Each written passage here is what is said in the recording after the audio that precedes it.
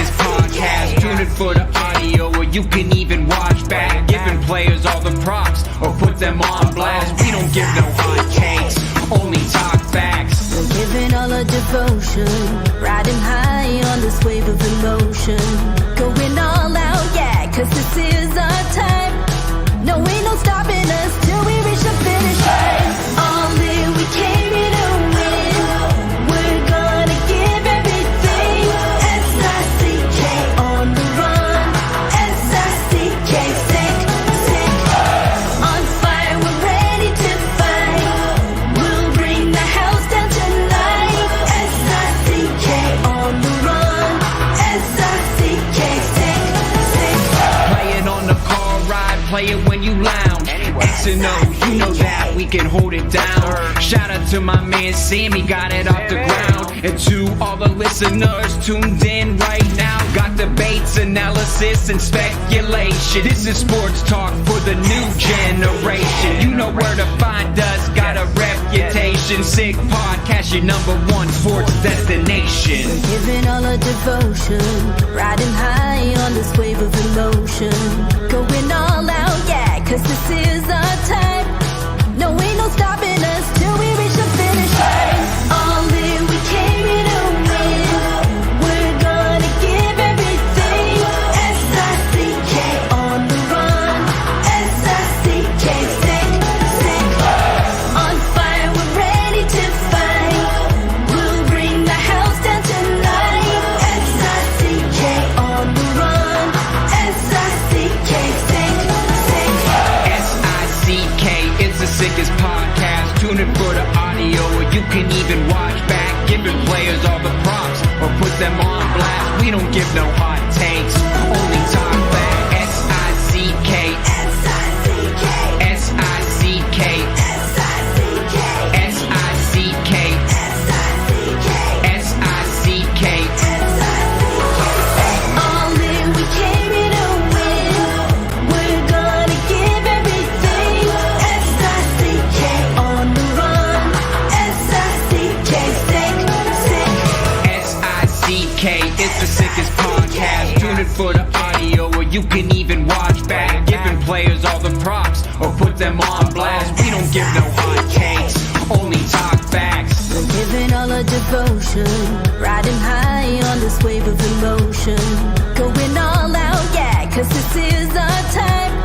No, ain't no stopping us till we reach the finish line. All in, we came here to win. We're gonna give everything. S-I-C-K on the run. S-I-C-K, sick, sick. On fire, we're ready to fight. We'll bring the house down tonight. S-I-C-K on the run. S-I-C-K, sick, sick. Playing on the car ride, play it when you lounge. X and O, you know that we can hold it down. Shout out to my man Sammy, got it off the ground. And to all the listeners tuned in right now, got debates, analysis, and speculation. This is sports talk for the new generation. You know where to find us, got a reputation. Sick podcast, your #1 sports destination. Giving all our devotion, riding high on this wave of emotion. Going all out, yeah, cause this is our time. No, ain't no stopping us till we reach the finish line. All in, we came here to win. We're gonna give everything. S-I-C-K on the run. S-I-C-K, sick, sick. On fire, we're ready to fight. We'll bring the house down tonight. S-I-C-K on the run. S-I-C-K, sick, sick. S-I-C-K, it's the sickest podcast. Tune in for the audio, or you can even watch back. Giving players all the props, or put them on blast. We don't give no hot takes, only talk back. S-I-C-K, S-I-C-K, S-I-C-K, S-I-C-K, S-I-C-K. S-I-C-K. Turn up your volume. Because you're about to listen to The Sick Podcast. With Tony Marinaro. 55 seconds left in the penalty, a minute and 27 seconds left in regulation time. Boston 4, Montreal 3. Lafleur coming out rather gingerly on the right side. He gives it into Lemaire, back to Lafleur. The sickest Montreal Canadiens podcast. You're in the spot! Sports entertainment like no other. Rejoint, on lui fait perdre la rondelle, une passe devant. Et c'est le dégagement et ce sera la victoire des Canadiens. Coupe Stanley pour les Canadiens. Le 23e de l'histoire. You found the dogs! John, you found the dogs! He found the dogs! And all together, they worked a young team to the top. And now, a 24th Stanley Cup banner will hang from the rafters of the famous Forum in Montreal. The Canadiens win the Stanley Cup! Brought to you by Energy Transportation Group. Driven to be different. LaBeat.tb. It's gonna be sick. Marinaro on this Monday, May 29. It is 1 minute past 10 o'clock, and we're going to get to Eric Engels, our regular collaborator on Monday nights, in just a second. In case you're not watching, I can tell you that the Vegas Golden Knights are up by a score of 4-0 after 2 periods of play versus the Dallas Stars in Game 6 of this semifinal, with, of course, Vegas leading 3-2, and they are 20 minutes away from wrapping it up and booking themselves an appointment with the Florida Panthers in the Stanley Cup final. All right. Okay. So it's the Sick Podcast, brought to you in part by Energy Transportation Group, recently named by Deloitte and CIBC one of Canada's best managed companies, the country's leading business award, recognizing innovative and world-class companies. The best managed Canadian companies designation fuels Energy's purpose of creating progress for their customers, their employees, and of course, the community.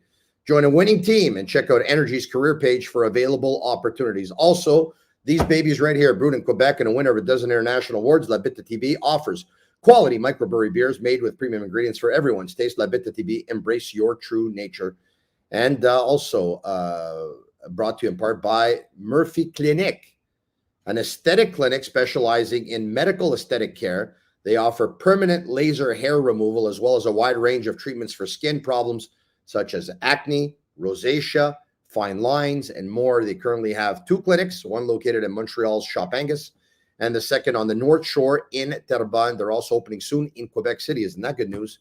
Visit murphyclinic.ca or on Instagram at Murphy Clinic. As a matter of fact, I went down for the first time a couple of weeks ago with my buddy Jean-Charles Lajoie of BPM Sport and TVA Sport. He did laser on his chest, and I did laser on parts of my face and my armpits.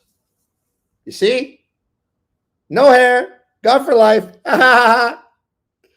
Odor free. It won't be odor free, but there's a lot less odor, of course, when you don't have hair under your armpits than when you do. I highly recommend it, by the way. It almost felt like an armpit massage. It was a beautiful, beautiful thing. All right, we have our guy. Let's get to him right now. He's a regular once again on Monday nights. Eric Engels, what's going on with you? There he is. But is it possible that he's not talking? I don't hear you, but is it possible? I don't understand how we can't fix this when we're not on the air. No, I don't hear you. But is it me or is it him? I was muted. You were muted. Okay. First time on Zoom. Sorry. Don't worry about it. What do you mean first time on Zoom? I'm just kidding. Yeah, no, I hear you. 3 years later. Yeah, we don't use Zoom, by the way. We use another website. But anyway, we don't have to tell people what we use, but we use another website. Hey, what's going on? You watching the game? I'm watching the game. I mean, I kind of have one eye on the game because honestly, it's not much of a game worth watching. Okay. Should put on the One eye basketball on the game, at this point. and you got one eye on me, or you got one eye on your girlfriend? What's the story? No, I got both of them on you. I got both. of them okay. Very, very good, very good. You're just you're too beautiful to look away from. You know what? Thank you very much. That's what I hear. It would, in a way, a Game 7 would have been nice, but at the same time, if there's a Game 7, then you would think that Vegas would have little left for the final. So There's this one looks like it's we're 19 minutes away from it being over, and I'm happy like that, so we can get on our way to the Stanley Cup final, and it'll be Vegas versus Florida, and that'll be a lot of fun. I know this one's not over yet, but who do you got? I mean, I got to ask you because the next time I talk to you probably be a week from today. So who do you got, Vegas or Florida? Come on, Dallas could score 4 goals and come back here. 4 goals. Stop. I don't even want to make a prediction. I predicted Carolina and Dallas would be the teams in the Stanley Cup final, and they both got basically smoked. I mean, nice effort by Dallas to win a couple games in a row, but they're getting pounded now that Vegas has had enough. And I don't know. I don't really know. It's hard to bet against Florida, I guess. But, Yeah, I think I had the Rangers versus Dallas, so I was a lot worse than you. And then when the Rangers went out, I thought at that point when the Rangers went out and when Boston got eliminated and when Colorado got eliminated all in round one, I thought it was Toronto's cup to lose, and they lost it. Do we count Vegas's experience, going to the Stanley Cup final, losing to Washington, given the turnover on their roster as like an edge against Florida? I don't really think it matters all that much. So you're saying the experience of a team that's actually gone further over the past couple of years. It's 5-0, and they're going to go now. Yeah, they're going to go now as if they weren't going before when it was 4-0. Was it too more? You never know. We've seen crazy things in this sport. They're not scoring 5 goals. That's 4 was almost believable, but 5 now to come back and then a 6th win in a row. What a way to burst the balloon in Dallas, though. To put 5 by them, that's unbelievable. It's too bad their 2 worst performances of these playoffs and perhaps their season were in front of their own fans. Last time they didn't like it very much and threw a bunch of shit on the ice. Tonight, it's amazing the ice isn't littered down 5-0 in an elimination game. It's not good. You would think that Florida is going to win the Stanley Cup at this point. Why? Because Vegas is better than Florida, and so was Boston, and so was Toronto, and so was Carolina. So you would think that Florida is going to win. I really don't know. If the Stanley Cup playoffs ended today, Bobrovsky or Matthew Tkachuk for the Conn Smythe? It's not even, to me, close. It's Bobrovsky all the way. It's not even close. No, not for me. I think it's a debate. I know. Doesn't Matthew Tkachuk have 4 game-winning goals or something? It is a debate, and people say that Alex Lyon started the playoffs. But the Florida Panthers, with Bob in their net, I mean, those games that they played against Toronto and against Carolina, they were heavily outchanced and outshot, and Bobrovsky was the difference. And yes, Matthew Tkachuk came out with a couple of huge goals. And if you want to argue that, or I guess it's 3 huge goals, right? He's had 3 game winners. Yeah, it's 3, I think. If you want to argue that Alex Lyon started the playoffs, Matthew Tkachuk also went 6 or 7 games in a row without a goal. You're not taking away from anything. I mean, put them on different teams and going through opposite runs here, and they'd both be candidates to be the guy. You know what I mean? Like, they were up against each other playing for different teams. Like, then there would be even more of an argument about who should win the Conn Smythe between them if Florida wins the cup. Yeah, I know it's been unbelievable. Yeah, he really has been. I know it's May 29th, but we got plenty of Montreal Canadiens topics to talk about. Spent a couple of hours with Caden Gooley yesterday, by the way. He's a very, very nice young man. Nice is an understatement. I mean, this guy's the real deal. There we go. Huh? What a beauty, huh? Wow, Caden looks good too. He's a lucky guy, Caden. Yeah. No, with that, we were hanging out at La Tornade, sports card store, of course. Chris joins us every now and then, and there you go. There's the sick team. What a crew. Yvon Lambert there. Yeah, and Yvon Lambert is there as well. And we haven't officially welcomed Shane to the team yet. But Shane is in the picture, and I guess we're going to have to because he's in the picture. You know what I mean? But sure.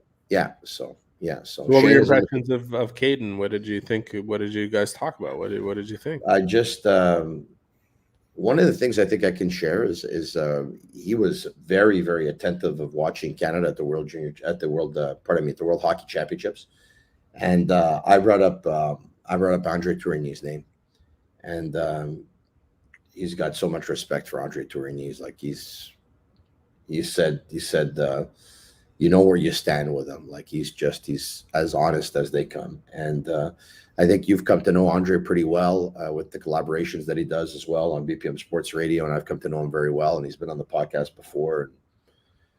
You know, Andre Tourigny is a good man, and obviously, you know, he's got to be a good coach because Hockey Canada keep on going back to him in different tournaments, and he keeps on coming back with medals. So he's a very detail-oriented guy who thinks in 3-dimension. He's a really, really smart guy, and it was really interesting doing radio with him this year, you know, in his first language and my second in French. And I found myself during segments kind of just sitting back and listening to the way he breaks down a certain scenario or the way he sees things, not only from an opposition standpoint to the Canadiens, but just in terms of the inside of the game. And, you know, you would expect no less of a guy who's coaching an NHL hockey team. His track record got him there, and he's done nothing but prove that he belongs there. There's a lot of people that have been in issues before that are junior level coaches that acceded to the National Hockey League and had some moderate success, but weren't necessarily made to be in those heavy shoes to wear. I think Andre Tourigny has proven, especially with the results he got out of Arizona this year, where, you know, I would have expected them to be way lower down in the lottery standings. You know, he's really done a good job, and he's a really, really bright guy. He really is, and good for him. And speaking of the World Hockey Championships, I mean, you know, what a competition for Samuel Montembeault. And I said earlier this evening on GC at TVA Sports that, you know what, I got my opinions, and sometimes I'm right and sometimes I'm wrong. And, you know, I like patting myself on the back when I'm right, but I have no problem telling you when I'm wrong. You know, the first time I saw Samuel Montembeault play for the Montreal Canadiens, I said to myself, I said to my buddies, and I think I even said on the air, like, I'm not sure this guy's an NHL goalie. Like, he looks like a number 3, and number 3s usually don't start in the National Hockey League, right? So this guy's not only an NHL goalie, after what he showed us this year and what he showed us at the World Hockey Championships, I'm starting to think this guy's ceiling is a lot higher than I ever thought it would be. Yeah, I think that's the most logical conclusion pretty much anybody can come up with. You weren't alone, obviously, in that thought that when he first came to Montreal, it was, is this guy actually an NHL goalie or a guy that could spot in, you know, 5-6 games a year, and that'll be that. And, you know, a lot of those people, maybe perhaps, you know, like yourself or unlike yourself, were the same people who were suggesting after like a 5-game sample this year that he should be the starting goalie over Jake Allen. And then obviously he continued to play well and play better and play, you know, and deserve those types of minutes. But it was just a funny thing that happened this year. Count me among those who didn't have high expectations. Count me among those even before the World Championships that would have suggested, I think what he showed this year is that he has the potential to be a really solid 1B. Now I wouldn't put it past him to become a 1A, you know, maybe by a little bit of an edge, but a really good 1A. And I'll tell you why. You know, I thought his season was excellent and good enough to be able to show that he can fill that kind of half starter role. Mm-hmm. The difference here is the opportunity to go play for Canada set him up for a different stage of development, and that he was playing under significant pressure, the type that he didn't face at all this season in Montreal. There was, I don't want to say there was no pressure, because he had the pressure to prove himself as an NHL goaltender and prove that he was worthy of more and more ice time and prove that he was worthy of back-to-back starts and all those things. And he puts a ton of pressure on himself in those situations. But this is a different type of pressure playing for Team tournament Canada. Format. Winning is important. Yeah. And why does it matter? Because he did win. And he was the best player for Canada the entire tournament. There's not even a debate about this. Just like I was saying about Bobrovsky and Tkachuk, where there is a much more of a debate. I don't think there's much of a debate. Correct me if I'm wrong. The best player. It was Sam Montembeault. This looked like one of the weakest teams they've had on paper in a long, long time. Like, I had a hard time getting into this tournament. There was very little sex appeal to it. Yeah, it's kind of what I love about hockey, right? Like, it's not the best team on paper that wins. I mean, we're in the midst of watching the summation of a Stanley Cup tournament where, you know, 2 of the 3 teams remaining were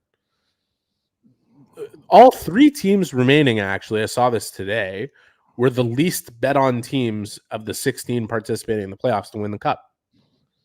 One of them's going to do it. And Florida was leading the pack, obviously, as the least bet on team to win the cup, as the last entrant to the Stanley Cup playoffs. I mean, that's what it is. Like the paper roster, you can throw it in the garbage. It's about chemistry, and it's about coming together and playing your best at a time where the pressure's on. And I love seeing what Team Canada did in that situation. And they had an interesting road, obviously, to the final in Austria and Germany.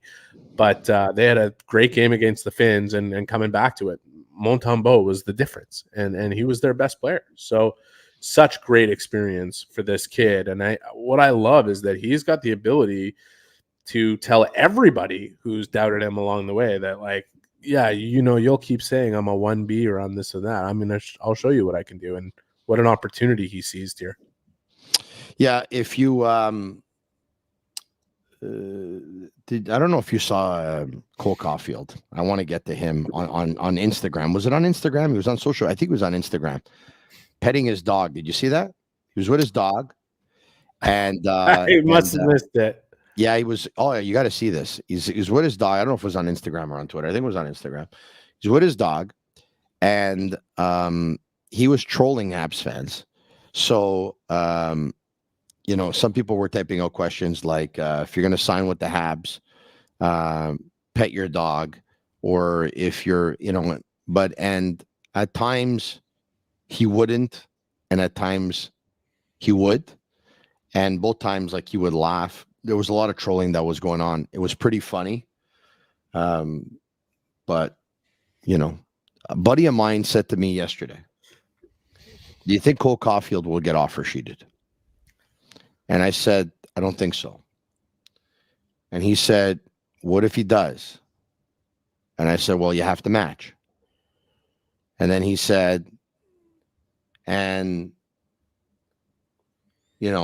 what if it's big money? And I said, well, you have to match. And then he said, yeah, but you can get X amount of draft picks if you don't match an offer sheet, right? And I said, are you going to get a goal scorer like Cole Caufield back? It's not guaranteed, right? It's not guaranteed. No, it's not guaranteed. Anyways, it doesn't matter. I mean, I don't think the offer sheet thing is a thing, really. If it happens, I don't know if it would necessarily be doing the Canadiens a disservice. We'll see. I highly doubt that. I would suggest that Pat Brisson and Cole Caufield are not soliciting offer sheets. That's for sure. And every time we come on and we talk about this subject, I say the same thing. I sound like a broken record. Like, there's just no rush on any of this, other than Canadiens fans dying to see it happen as soon as possible, so they don't have to think about it anymore. But I, there's no rush. But I gotta say this: there's sometimes, like, there's things that go through my gut, right? And I'm gonna tell you right now, for everyone who says he'll end up making Suzuki kind of money or more than Suzuki or this or that or whatever, I don't know what he's gonna sign, but I think if he would have made more money than Suzuki's contract of 7.8, whatever it was, that was signed a couple of years ago by Benjamin, would have been done all right. I don't think he's going to get that money. I don't think they're going to give him that money. The longer they wait here, I think the more chance there is that he'll get less than Nick Suzuki's contract. That's my gut feeling. Yeah, there's a balance to this, and you may very well be right. It could end up being a little bit more, just based on the fact that Suzuki's deal was signed 2 years ago, and the cap is going to go up after this season, if not by this summer, knowing kind of what negotiations might go down. We know that it's $1 million. There are reports that it could get to 2.5, $3 million this year, based on certain negotiations that wouldn't necessarily affect escrow. And after this year, escrow will be done, and the cap will go up significantly. So you have to factor those things in. I think whether it's a little bit less than Suzuki, a little bit more than Suzuki, if both sides are committed to a long-term deal, which it seems both are interested in those things, they'll find common ground and sign it. It'll get done. I think people see the lag in it, that the season ended 6 weeks ago or whatever it is, and it's not done. So I understand the concern, but negotiations involving tens of millions of dollars, they end up ending when there's something that pushes them to an end. You know what I mean? Like, typically it does revolve around a certain deadline, and the deadline, as I've said like a million times now, maybe this is the last time you and I should even discuss it, because I think people will get bored of my take. You know, I'm sure they'd love to get it done tomorrow. Would they love to get it done by July 1st? Yes. Will it necessarily get done before training camp starts? That's the main hope, you know, and the real deadline is the game 1 of the season. They don't want to go into the season without Caufield playing in the lineup, and Caufield doesn't want to go into the season without Caufield playing in the lineup. So I have to think that between any minute right now and September 15th or whatever it is when they report for camp, I think this deal will get done, and I don't think it'll be an issue. I'm not sure if we have it. I think we do. Do we have Anthony Martineau of TVA Sport touching base with a development coach with SKA over in Russia, SKA? Do we have that? If so, can we bring it up? KHL teams cannot force anybody to stay against their will once their contract is up.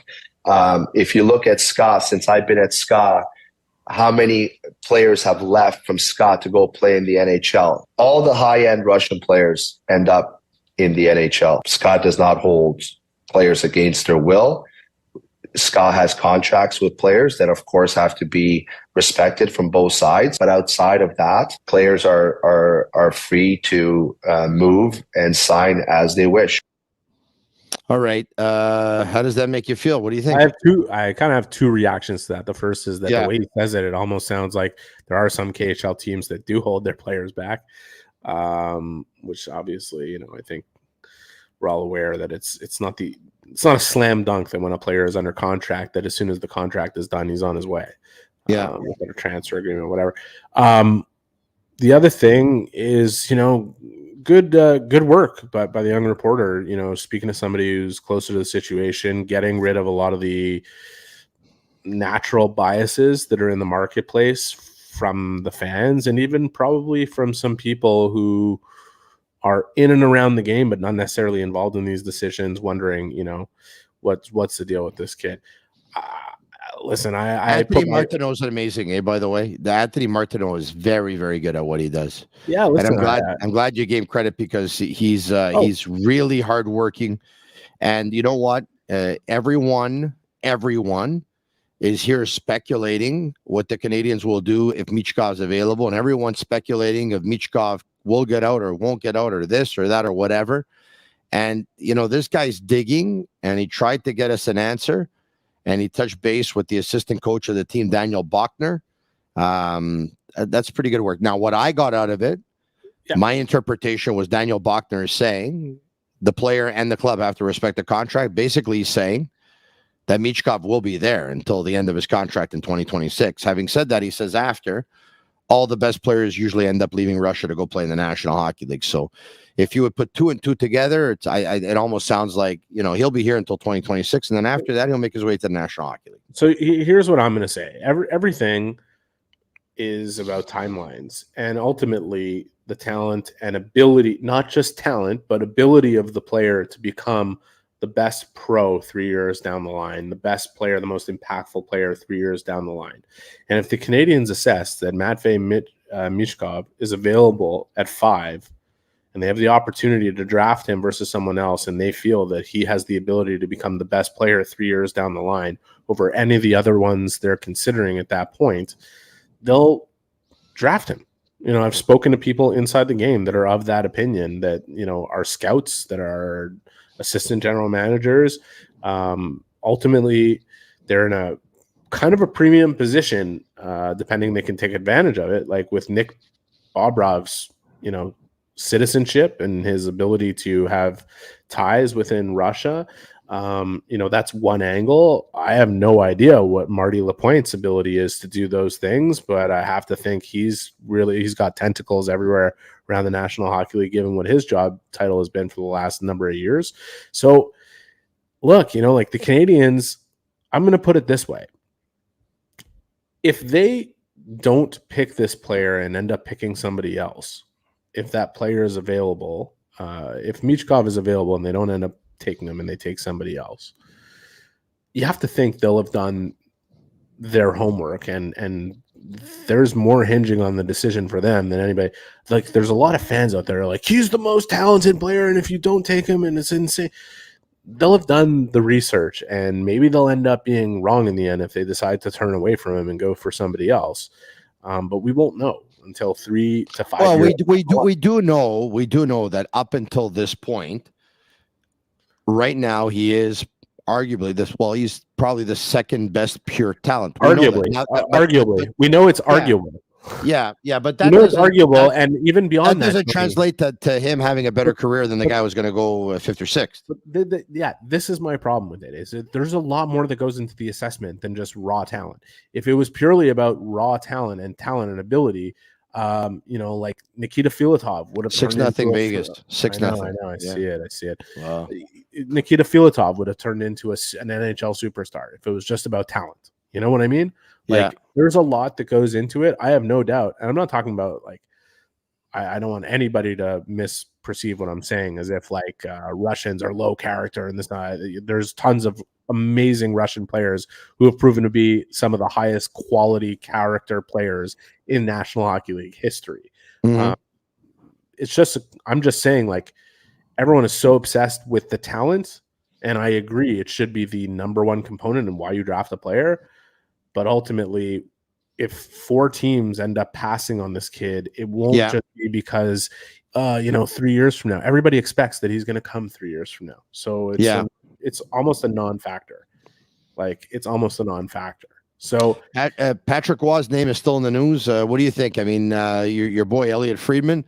I think if he wants to coach, he believes that Columbus has reached out. Yeah, I think if he wants to coach in Columbus, that opportunity will be on the table for him, provided he interviews and they feel he's the right man for the job above whoever else they're considering.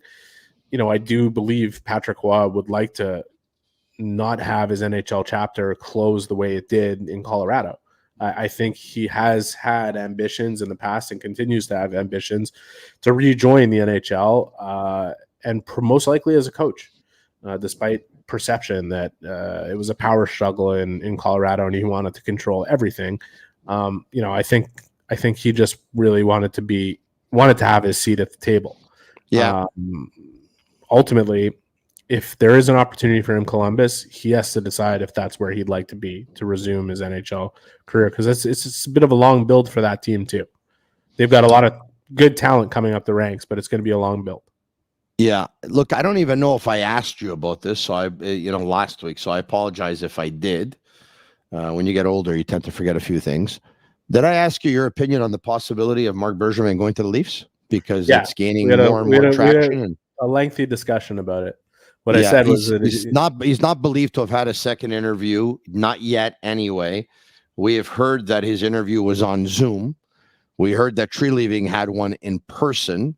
Yeah. And there are other candidates as well. I think it's clear that Brad Tree Living is the leading candidate for that job, and I think it'll come down to negotiations and what he wants to do it, and whether or not he wants to continue in as hot of a market as the one that he was just in Calgary times 2. But I would have to think that he's top of the list, and as I said last week, you think Tree Living did a better job in Calgary than Bergevin did in Montreal? I think he did a really similar job at the peak end of where both teams were going to be. Mark, before 2021, getting to that run, he did a fantastic, I could see it, and a lot of people could see it, that he built that team for the playoffs, and that if they could make it there, they would surprise a lot of people and potentially go very far, and they did. And it wasn't lucky. It wasn't, the Canadian division. They deserve to be where they were in 2021. Nobody played better team hockey than they did until they ran into the one team that did, which was Tampa.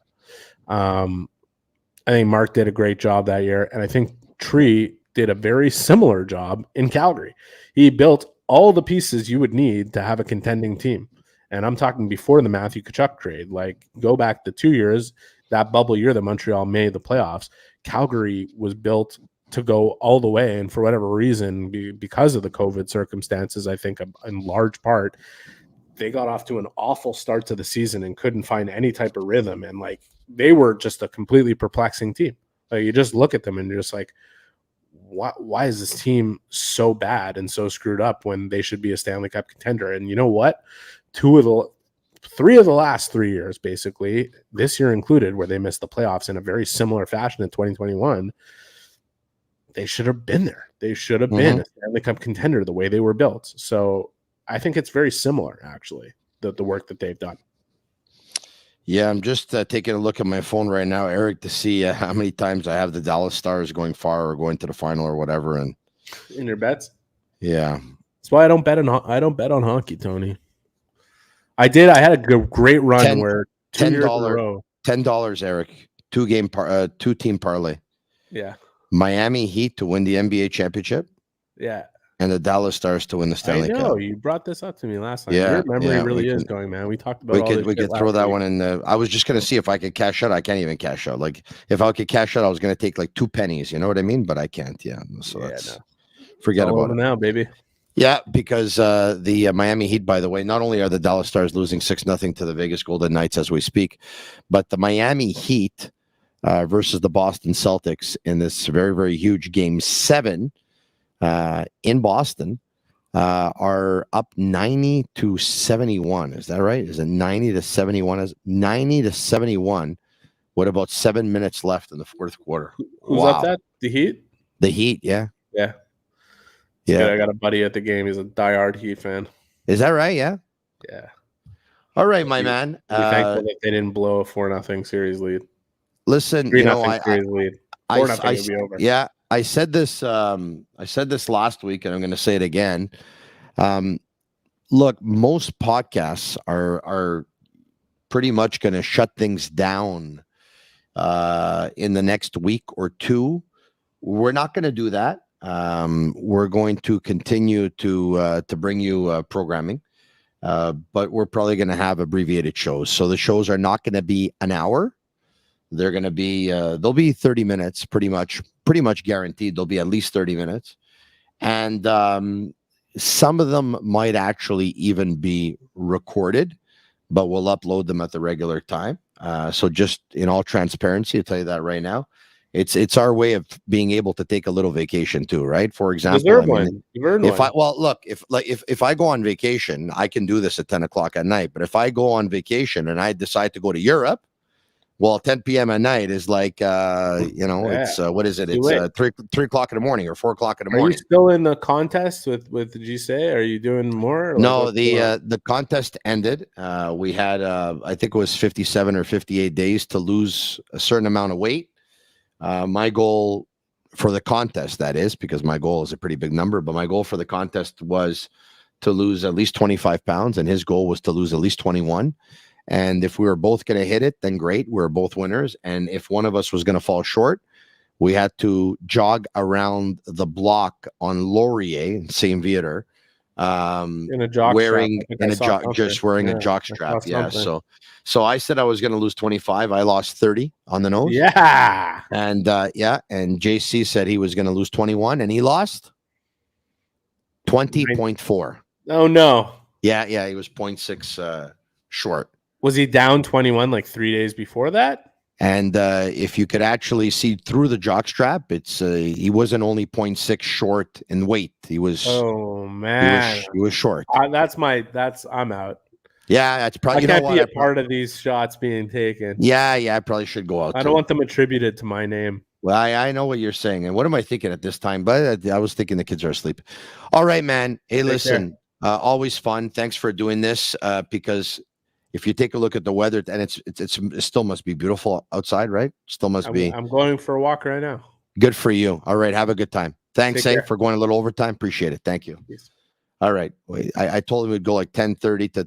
We're a little overtime. We're about 10:34, but we're gonna get to. You know what? I'll get to a couple of questions. I'll get to a couple of your questions on YouTube Live.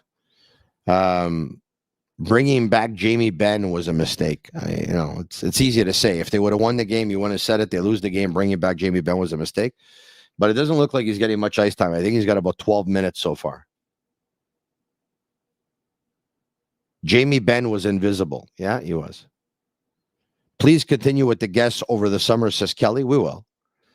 And well, we're gonna continue. We're gonna go with a bunch of guests, like a bunch of guests, not just the collaborators. Others coming in.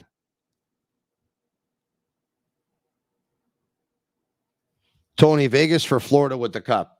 Well, logic would say Vegas, but there's nothing logical about the Stanley Cup playoffs, so you'd have to say Florida.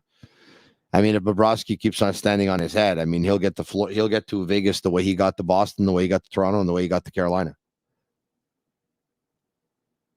Will there be a draft day special? We'd like to, but we don't know where we're going to be. You know, we don't know where we're going to be. I know Sammy and Yellow are going to be, I think they're going to be in Florida. The draft's in Nashville. We're going to try and do something. Alfred, if the Flyers offer sheet Cole to a real offer sheet, $10 million a year, that means you'll be getting the next first 4-round picks.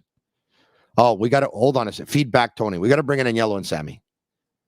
Do we have Yellow and Sammy? What's up, Tony? What's going on? Nothing much, man. Did you see what Alfred Vega just wrote? Yep. Who had that discussion yesterday? Me and you. That's right. And who proposed? It was you. So Yellow says to me, okay, Tony, the Flyers give Cole Caufield $10 million a year. And full disclosure, by the way, even though Sammy's got a Camilleri jersey in the background, Sammy's a Philadelphia Flyers fan. All right? Nobody's perfect. And then Yellow says to me, what if the Flyers give him $10 million a year? I said, well, you have to match it. And, but I said, I don't think anyone's going to offer sheet him, but you would just have to. And he says, yeah, but you can get 4 first-round draft picks. I said, I understand that, but are they going to score 40, 45, or 50 goals? Because Caufield will. And he goes, yeah, but, the Flyers, 4 picks. I mean, those could be like some really, really good picks. And I said, yeah, but how many times have we seen a team draft players in the first round and those players never ended up making it to the National Hockey League? Or if they did, some of them were busts. So do you really believe out of the 4 picks that they get, so this year would be that they have the 5th, and then they'll get the 7th of the Flyers. So do you really believe out of the 4 draft picks, they won't hit on 2 of them? If they do that, they're really doing a bad job scouting. So you're going to get 4 to 5 picks. So you don't believe 2 of them are going to be good enough to match Cole Caufield? I don't know about that, man. Yeah, but, like it's not Florida, guaranteed, of course. It's not guaranteed. Yeah, but if the Flyers at Caufield, yep, they might end up. It's not one player, but what I'm saying is they're still far away. No, but they can go from a non-playoff team to a playoff team. So now all of a sudden, you're not drafting in the top 10 anymore. It's not inconceivable to think that they could be a playoff team. I mean, the Florida Panthers were, they got in by 1 point, and now they're in the Stanley Cup final. They're probably going to win the cup. I mean, stranger things have happened in hockey. I agree. And then you can say the same thing, that they can get. I'm trying to see the reaction of the fans in the stands in Dallas. That I don't think anybody's going to offer him that sheet just because of the draft picks. I don't think anybody's going to be willing to give up 4 or 5 picks. I really don't. Let's see some of the comments coming in. Hold on a second. I would match, but play devil's advocate. Take the pick and trade for Keller. You see what Alfred Vega just said? Tony, if Philly a playoff team with question mark, look at their roster. I agree with him. But I understand. But you don't understand. I know they're not. But what I said was, what if they end up making the playoffs? Then all of a sudden, that pick that you think is going to be a top 10 pick is not a top 10 pick anymore. I agree. And by the way, there's a lot of top 10 picks that don't end up having great careers in the National Hockey League. Yep. But do you really believe that somebody would give up 4 or 5 picks and plus $10 million? I don't think so. Tough. Well, if it's anywhere between, if it's up to 10.4 million and somebody's texting it now, it's 2 firsts, a second, and a third. It's not 4 firsts. There's a big difference. Yeah, it's a big difference. Yeah, I think you'd have to go over the 10.5 and over. So, I mean, that's not going to happen. You know what? I don't think Cole Caufield's getting offer sheet. No, I think he's still going to be here. I think he's still going to be here. I don't think the Habs are too stressed about that. There's no hurry, really. It's just a Caufield is going to be signed before July 1st, says Jose Levesque. I agree with her. I agree. No rush. I'm surprised that 66 spinning is not on tonight. Yeah, sure. Every time Jose's on, he's there with his flashcards, this, that, whatever. He's all excited. Yeah. No? He came prepared last time. Hey, was Caden Gooley really something last night or yesterday, or was he something? Honestly, he might after meeting him, he might be my favorite Hab. He's really something, eh? No, I was blown away by his maturity. Yep. His humility. Yep. Down to earth, polite, single person. well-mannered. Yep. Autographs for everybody, pictures for everybody, time of day, asking people how they're doing. Wow, blown away. You see what Joe Manella wrote there? I spent some time away. 2 hours with Caden Gooley yesterday, about 2 hours with Michael Matheson, like, what was it, a month and a half before that? Those guys are like two of the nicest guys ever. Like, really amazing guys who are going to be here for a long time. I agree. Especially Gooley.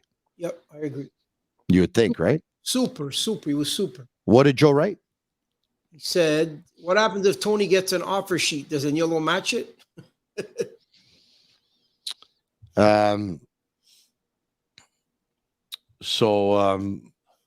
My previous job, I was there for 19 and a half years.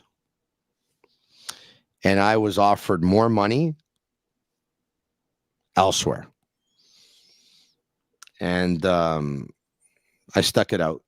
Yep. I stuck it out until it really was time to move on, where there was not much else to accomplish.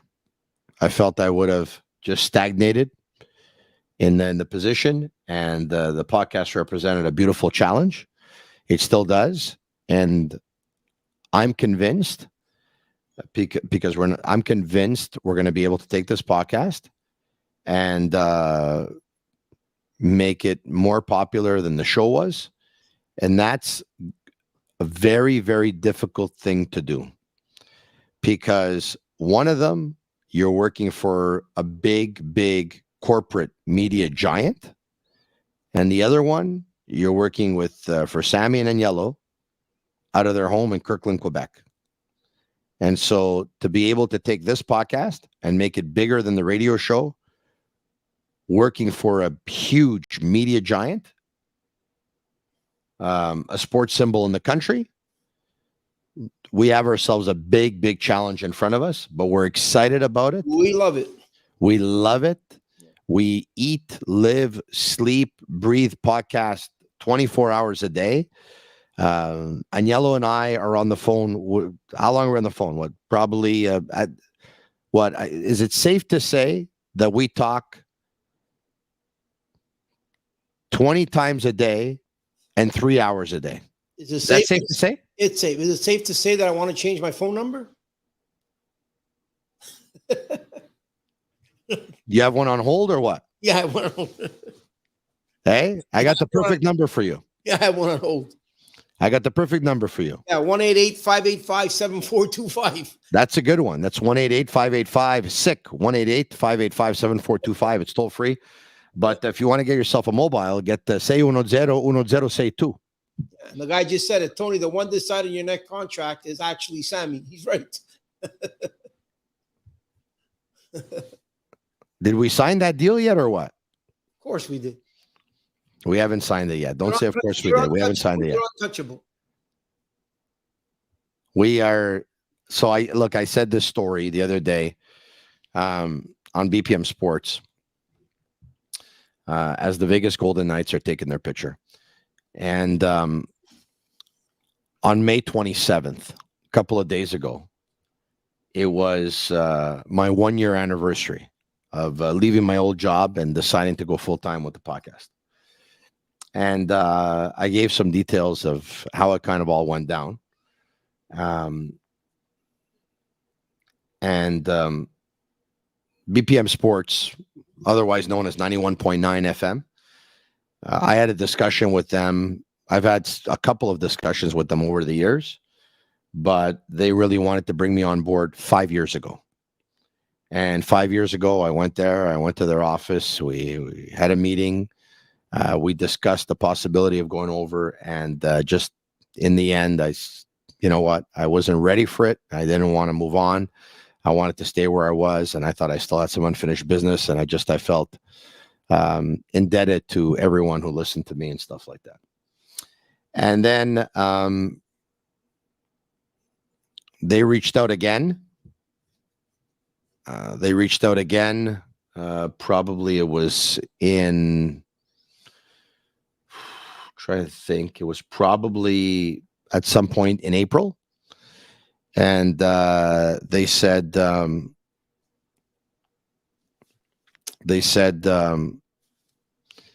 all right, let's get straight to the point. Would you be interested in coming to work for us? And I said, I'll get straight to the point. I'm trying to build my podcast, trying to build a sick podcast, have very, very high hopes for it. And if there's going to be some interference with the podcast, and there's certain things I won't be able to do, and there's going to be certain restrictions, or if there's going to be problems going forward, well, then the answer to that is no. There's no chance. And they said, hey, we don't have a problem with you doing a podcast. If anything, we'll help you promote it. And I said, now you're speaking my language. So that was the first conversation. And then I saw Jean-Charles Lajoie at one point, and that was probably, it probably happened before April then. It probably happened in February, the first contact, or March. I don't remember. Probably February, because then I saw Jean-Charles Lajoie at a Patrice Bernier fundraiser. And he said, did BPM Sports reach out to you? Because I heard they did. And I said, off record, yes, they did. And I said, there's no chance if there's going to be a problem with my podcast. And if there's no problem, then we can talk. And he said, yeah, there won't be a problem with that. But he said, what is it going to take to get you out of where you are? And I said, well, just, I don't know. Let's discuss it. And then he touched base with his employer at TVA Sports as well. And they reached out to me, and they were both, they both reached out, and I put them in touch with my agent, and they were talking with him. And, you know, when I ended up walking away, I still hadn't accepted the offer from the radio station or the TV station, but I knew that I wanted to move on and build a podcast. And if I would have stayed doing radio in English, the podcast is less effective, because if you're doing 3 hours of English radio and then you're doing a podcast, the novelty wears off a little bit. But if the only place that people can listen to you in English is the podcast and nowhere else, well, then, you know, there's a chance that you can sustain it a lot longer and probably take it to a higher level. So I decided to move forward with the podcast. And then as word got out that I handed in my resignation, then BPM Sports and TVA Sports got a hold of me a couple of hours later and came back to the charge. And then I gave them a verbal agreement, both of them, and ended up signing, you know, contracts months later. But I gave a verbal agreement to both. And what was cool is, after working in the business for 19 and a half years and getting a 1-year contract in year one and never being able to get a multi-year contract thereafter, ever, what was cool is both entities, the radio station and the TV station, gave me long-term commitments, which was pretty cool and makes you feel pretty good about yourself because you finally realized that the hard work paid off. And so I'm saying this because somebody gave a comment of, did you sign the contract yet with Salmon and Yellow? Well, we haven't signed yet, but I can tell you that we're on the verge of signing a long-term deal because this is going to be a long-term project. So we're on the verge of signing a long-term deal. And so I got a multi-year deal with BPM Sports. I got a multi-year deal with TVS Sports. And, we're very, very close. We just have to dot the I's and cross the T's. We're on the verge of signing a 5-year deal of committing to each other. So we're in this for the long run, and we got some big plans. We're going to have a big event in either July or August, and that's it. So thank you everyone for the support. It was I've said this story before, but for the first 12 or 13 years of radio, I was like, it was pretty much minimum wage money. If you took a look at, the hours I was working and what I was earning. And, I love what I do. So it never felt like work, even though it was. Worked weekends for the first 10 years, worked post-game shows up until 5 or 6 years ago. But this is all I've ever wanted to do is talk sports for a living or talk Habs. And now the podcast world, it's a different world, right? Because instead of working radio where you're talking about all sports, this is kind of like a streaming concept. So this one here is a Montreal Canadiens podcast. People come here to hear Montreal Canadiens talk. And then we also have another podcast where we give you CF Montreal. And maybe who knows, one day we're going to come out with a podcast. We're going to give you the Montreal Alouettes. Or who knows, maybe one day we're going to change time slots and we're going to go sometime in the afternoon. And we're going to do a podcast that's going to resemble a radio and a TV show. It'll kind of be like a hybrid, which is something that has crossed our minds too. So we have a lot of things up in the air that we still haven't decided on. But what we have decided on is that we're going to make a long-term commitment to each other. And the Sick Podcast with Tony Marinaro and the Sick Podcast in general is going to be around for a very, very long time. So anyway, I went on, I rambled a little bit, but, I felt like, some of you should probably deserve an update, and I gave it to you. So that's it. Do a gambling podcast so you can get that cabbage. And Yellow, what's the chances that we're going to do a gambling podcast? There's a good chance. There's so many of them coming on. I don't know. That market is going crazy. Like everything is turning to gambling. Yeah. It's crazy. But there's a big possibility. There's a possibility. We are definitely going to do a gambling segment. That's one of the things in the future.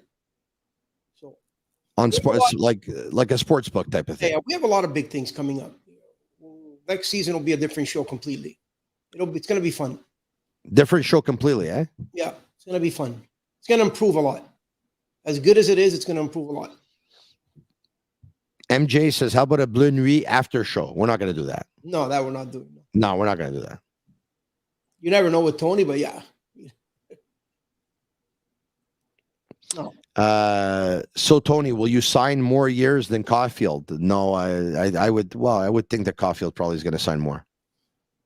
Somebody just asked about an NFL podcast, but we have different cities already. Yeah. So how many cities now? 11, 12? I think we're at 10, 11, but we have a few right now we're about to sign. Yeah? Where? Hopefully we'll get to 15. 12, right? You're going to give me that info? Where are you planning on opening next? I think we're trying to do Boston next. Boston would be a great market. What's the other one? Boston, Philadelphia would be a great market. Philadelphia is the other one. Philadelphia, see? Those are the two we're talking to right now. Boston and Philadelphia are two amazing markets. Yeah, those are the two we're talking Considering you already have New York and you already have Vegas too. Yeah. New York's a great market. Vegas a great market. And then we're talking to Memphis for basketball. We'd love to do a Raptors one. We'll see. Maybe we're going to do a nice Raptors one. We're Raptors fans. Raptors would be good. Yeah, Raptors would be good. Raptors would be good. Even Blue Jays would be good. We're lacking. Alfred Vegas says, Tony, your viewers are not only in Canada, they're in the States too. I'm in the States. Yeah, they are. Yeah, of course. They're everywhere. We're actually ranked worldwide. We're ranked in Mexico. We're ranked in the UK. I think we were number 2 in Singapore today. We were number 2 in Singapore today. Yeah. Wow. Who's number 1 in Singapore? Let me check if I can find it. I'm not sure.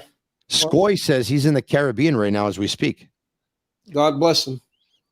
Who's better than him? Nobody. He's in Punta Cana. Let me see if I can find it for you. Hold on. By the way, I went to La Romana last year. I absolutely loved it. If you're planning on going to Punta Cana, go to La Romana instead. Punta Cana, I believe, is the Atlantic Ocean, and La Romana is the Mediterranean Sea. And there's a coral reef. You're not going to get any seaweed over there. Go to La Romana. It's beautiful. Can't find it.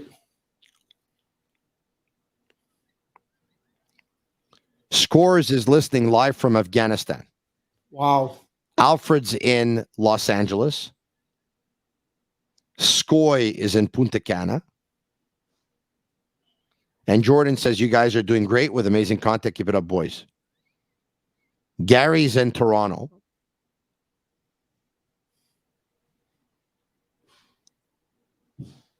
How come it's not popping up? No, I can't see it. Probably has something to do with your age. Yeah, probably. Hold on. Take a pill. Oh, you mean on the sorry. Yeah. Confused for a second there. He's so stupid. This is riveting that you're looking for Singapore to see who's ranked number 1. No, I know. Hold on. Yeah, hold on. Yeah, because everyone wants to know who's ranked number 1 in Singapore. You're the one that's asking the questions. Well, I thought you said we're number 2 in Singapore. I figured you would know who number 1 is. Like in 50 different countries. How do you want me to do all that? Joe's in Ottawa. Alex is in Nova Scotia. Jean Maurice is in Blainville. We're number 3 in Singapore. Now we're number 3 in Singapore. Number 1 is the Chris Johnson show. Yeah. And then the Athletic show. And we're number 3. We're number 3 in Singapore. We got to beat those guys. We're number 4 in Israel. We're number 4 in Israel. Yeah. George Larac was in Israel on the weekend. Did you see that? 4, yeah. Went to his agent's son's wedding. 4 in Vietnam. We're number 4 in Vietnam. Number 4 in Trinidad. 4 in Trinidad. Number 2 in St. Kitts. 2 in St. Kitts. It's really crazy when you think of it. Number 12 in Italy. No, but listen to me. You know what's crazy? We should call up a resort in St. Kitts. That's a good idea. Tell them we're the number 2 ranked podcast in St. Kitts. You guys should set us up with a penthouse on the beach there, and we're coming down to do the show from there all the time. Think about it. That's a great idea. You don't think outside the box, I'm telling you. No. If we do every country that we're rated on, we'll be away like 52 weeks of the year. It's not a bad thing to be away. It's not a bad thing at all. It's not a bad thing. I could see myself doing this house podcast live from St. Kitts. Yeah. We're number 12 in Italy today? Yeah, number 12 in Italy. It's good. Very good. We're happy. We're happy. We're going everything. Tony, do a segment on you giving beautiful relationship advice. I don't know how that's going to go. Oh, I don't know about that, guys. Let him stick to hockey. I don't know about that. Let him stick to hockey. Hey, guess what? At one point, I thought we were going to go a little short. And as it stands, it's 10:58. Right. Not too shabby. Not too shabby. Not too shabby. What do we have on tomorrow night? I don't know yet. Okay. Am I supposed to know? Usually you do. I don't know yet. Yeah. I don't know what we're going to have on tomorrow night. Okay. I do know that's it. The Miami Heat to beat the Boston Celtics 103-84. They demolished them. And the Miami Heat have an appointment with the Denver Nuggets for the NBA championship. So now let me take a look at my parlays. You got two Florida teams in the final. Okay, I have a couple of parlays. Are you ready? Tell me which one you think I have the best chance on. You ready? Yep. My first parlay, I have Vegas and Denver. Good. My second parlay, I have the Miami Heat and the Florida Panthers. Yep, that's the one you'll probably make the most money with. The one that I was going to make the most money with was the Miami Heat and the Dallas Stars, and Dallas lost. I had that one too. It's crazy that both games were blowouts tonight. Yeah, this Dallas losing by a score of 6-0 reminds me of the 1991. I think it was 91. Was it 91 Cup final when Pittsburgh went into Minnesota and beat the North Stars by a score of like 8-0? You remember that game? Yep. Hey, you got 2 8-seed teams from Florida. What happened in that game? Which game is that? Well, you said you remember it. 1991 Stanley Cup final. Uh-huh. Pittsburgh 8-0 winners versus Minnesota in Game 6. There was one play that stood out like no other play in that game. Do you remember it? No. You got to remember it. Maybe when you tell me. Mario Lemieux scored a highlight reel goal that game. He split the defense and he beat John Casey. It was a highlight reel goal. It was a highlight reel goal. 2 8-seeds are in the final from Florida. I think he scored a highlight reel goal in Game 2, Eh? and he scored a highlight reel goal in Game 6. That's crazy. Yeah. He made everyone look like a pylon on the play. It was absolutely fantastic. It was unbelievable. That's the one player out of all the players. We should do a show on this. That's the one player out of all players, out of all athletes, of all sports, that you wish he could have been injury-free and healthy. Yeah, he was amazing. He was amazing. Yeah. He was absolutely amazing. Yeah. Yeah.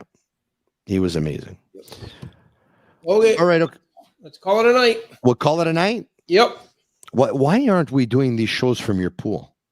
Tomorrow, look, tomorrow, let me bring up the weather, okay? Montreal. Okay? Yep. I want you to see something, all right? All right. Montreal, Tuesday, Wednesday, Thursday. We can do a Okay. pool cast. We can try it. Hold on a second. Tuesday, Wednesday, Thursday. Look at the weather. I know it's supposed to be phenomenal. Phenomenal, you say. Look at this. Yep. 28, 30. Wow. 28, 30, 32. Wow. Don't you think the next 3 nights we should be broadcasting live from your backyard, pool party? I don't know how good the sound is going to be. We have to try it. Oh, because we're not closed in a room. Of course, the sound is going to... That's it. Yeah. We can try it. I don't think people will really care, you know? You and your Speedo, you jump in the pool. Me in the Speedo. Yeah, I'll wear a different color one every night. Okay. Have a good night. We'll talk to you again tomorrow. They're Cavallaro. I'm Marinaro. Ciao for now. And that's a wrap. Hope you don't miss us too much until next time. Follow the Sick Podcast with Tony Marinaro on YouTube, Instagram, Facebook, Google Play, and Apple Podcasts.